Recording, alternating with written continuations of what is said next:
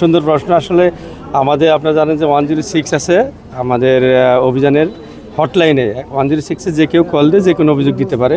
তারই ধারাবাহিকতায় আমাদের কমিশনে কোনো অভিযোগকারী একটা অভিযোগ দিয়েছে যে গাজীপুরের শ্রীপুর স্বাস্থ্য কমপ্লেক্সে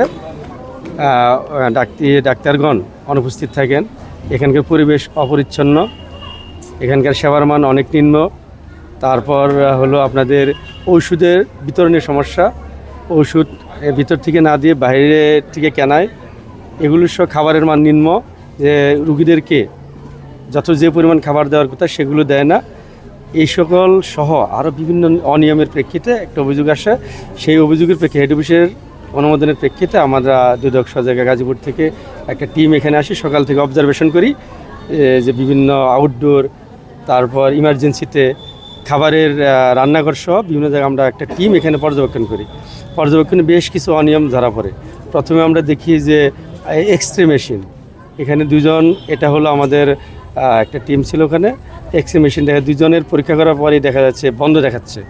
তারপর আমরা ওনাকে জিজ্ঞেস করলাম বন্ধ কেন, বলে যে নষ্ট হয়েছে, পরে আবার চালু হবে, পরে চালু করলে আবার টাকা হবে রুগী। রান্নাঘরে গিয়ে দেখি যে তার পরবর্তীতে আমরা ফোকাসে আসি, আমরা পোশাক পরে আমাদের টিম সকল এখানকার প্রধান আছে শফিকুল ইসলাম মাসুদ ভাই, ওনাকে নিয়ে আমরা পুরো বিষয়গুলা পরবর্তী কাজ সম্পাদন করি। এমন মধ্যে প্রথমে আমরা রান্নাঘরে গিয়ে দেখি, উনি নিজেও সাক্ষী, উনি নিজেও দেখেছে যে খাবারের আজকে 50 জন রুগী আছে। 50 জন রুগীর জন্য আমাদের মাছ দরকার 8 কেজি 200, যদি মাছ দেওয়া হয়। সেখানে আজকে দেখলাম মাছ দিয়েছে মাত্র 5 কেজি মাছ কিনেছে, ছোটো ছোটো রুই মাছ। ডাল দেওয়ার দরকার হলো 1.5 কেজি, সেখানে দিয়েছে মাত্র 500 গ্রাম। তেল কেনার দরকার আজকের জন্য 50 জনের 1500 গ্রাম, মানে 1.5 কেজি 1.5 লিটার, সেখানে কিনেছে 500 গ্রাম। ডিম দেওয়ার দরকার 40 পিস, 50 জন রুগী 50টা হওয়ার কথা ছিল, কিন্তু আজকে বাজারে কিনছে 40টা লিস্টে, কিন্তু আমরা গুনে দেখি 34টা। মানে 50 জন রুগীর জন্য 50টা ডিম লাগবে, তো কিনছে কাগজের রসিদে 40 পিস, কিন্তু বাস্তবে গুনে দেখি 34টা। তার পরবর্তীতে এই রান্নাঘরে এই যে অনিয়ম দেখি 3-4টা বিড়াল ঘুরতেছে খাবারের রান্নাঘরের এখানে। তারপর এখানে ওনাকে নিয়ে ওনার টিম সহ ডাক্তার সহ আমরা ওয়ার্ডে চলে গেলাম। ওয়ার্ডে গিয়ে 2টা ওয়ার্ড আছে, একটা ফিমেল একটা মেল। রুগীর সংখ্যা তেমন ভালো না, পরে দেখা যাচ্ছে যে এখানে কোনো সিট নাম্বার লেখা নাই, বেডের পিছনে যে সিট নাম্বার লেখা থাকবে এটা নাই।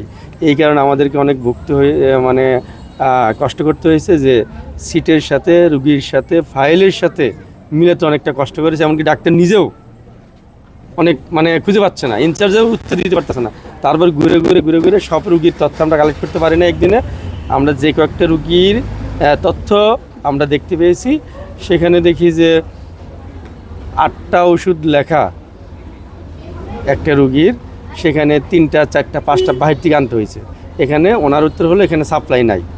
আচ্ছা, আবার কিছু ওষুধ আছে ডাক্তার লেখেই নেই, অথচ রেজিস্টারে ইনচার্জগণ বা যারা নার্স আছে এরা রেজিস্টারে বিতরণ দেখাইছে। তার মানে কি এটা সুস্পষ্ট, উনি তাদেরকে প্রশ্ন করছে এখানকার প্রধান হিসাবে, কিন্তু তারা সদুত্তর দিতে পারে নাই। তার মানে কি সব ওষুধ তো দেখি নাই, শুধু মেইন ওষুধ যেগুলো, দামি ওষুধ যেগুলো, সেগুলো দেখেছি। এগুলোর মধ্যে যদি এরকম সমস্যা দেখা যায়, হয়তো আরও সমস্যা থাকতে পারে। আমরা তো একদিনে দেখেছি, মাসের পর মাস দেখলে হয়তো প্রত্যেকটা রুগীর ভালো করে দেখলে হয়তো আমরা আরও পেতাম। এটা আপনারা নিজেরাও দেখলেন, উনি নিজেও দেখলো, নিজেও সাক্ষী। উনি বললো যে না, ওনার কথা হলো এই সমস্যাগুলো, উনি 1 বছর ধরে আসছে, যে এই সমস্যাগুলো দ্রুত কাভার করবেন, ওনার বক্তব্য। আমরা যে অনিয়মগুলার অভিযোগের প্রেক্ষিতে আমরা এসেছিলাম, তাতে আমরা একদিনের প্রাথমিকভাবে এগুলো সত্যতা পাইছি। আপনার ওই যে কতদিন আগে এই অভিযোগটা পেয়েছিলেন? না, এগুলো আমাদের হেড অফিসে দেয়। হেড অফিস থেকে আমাদের যখন এনফোর্সমেন্ট অভিযান যখন অর্ডার দেয়, তখন আমরা এই অভিযান চলে যাই ওই জায়গায়। পর্যায়ক্রমে কি অব্যাহত থাকবে?